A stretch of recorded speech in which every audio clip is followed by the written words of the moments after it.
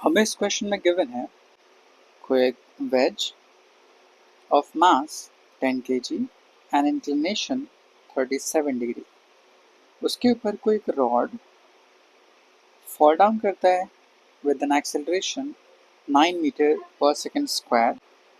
सो इस सिचुएशन के लिए force exerted on rod by the ways कितना होगा हमें कैलकुलेट करना है। इस सिचुएशन में सबसे पहले दोनों बॉडी के एक्सेलरेशन के बीच में क्या रिलेशन होगा उसको समझते हैं। रॉड अगर डाउनवर्ड मूव करेगा, सो लेट्स से कुछ y displacement, in same time wedge left side move करेगा by some distance x। So इन दोनों पॉइंट को अगर ज्वाइन कर दिया जाए कुछ इस तरह से, तो ये एंगल थीटा हो जाएगा, वेयर थीटा इज 37 डिग्री। सो इस ट्रायंगल से अगर x एंड y के बीच में रिलेशन डिफाइन किया जाए, सो tan theta is equals to perpendicular divide by base. So x times tan theta equals to y, एक रिलेशन आ गया where x is displacement of wedge along horizontal direction and y is displacement of rod in vertical direction. अगर इस term को differentiate कर लिया जाए time के respect में, then you'll get velocity of each body. So on differentiating with respect to time, x का differentiation dx over dt, theta constant so tan theta, y का differentiation dy over dt, x displacement of wedge तो dx over dt velocity of wedge multiplied by tan theta equals to dy over dt is velocity of rod. इसको एक बार और differentiate करने पे we will get acceleration. So acceleration of wedge times tan theta equals to acceleration of rod.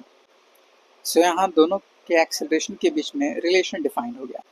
अब उनकी values को substitute कर लेते हैं। Acceleration of wedge हमें calculate करना है equals to acceleration of rod divided by tan theta. Rod का acceleration 9 divide by tan theta, theta is 37 degree, tan 37 3 by 4, so 3 upon 4 numerator में चला जाएगा, सो 3 से 9 कैंसिल आउट 3 टाइम्स में, सो 3 इंटू 4 12, तो acceleration of wedge becomes 12 metre per second square. हमें इस question में कैलकुलेट करना था नॉर्मल रिएक्शन।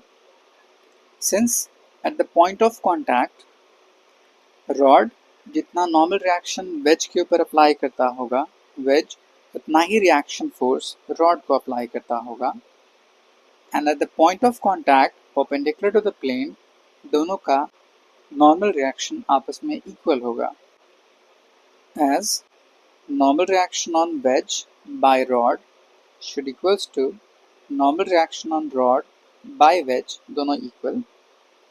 इसको सॉल्व करने के लिए लेट्स से ये इंक्लाइन वेज का पार्ट,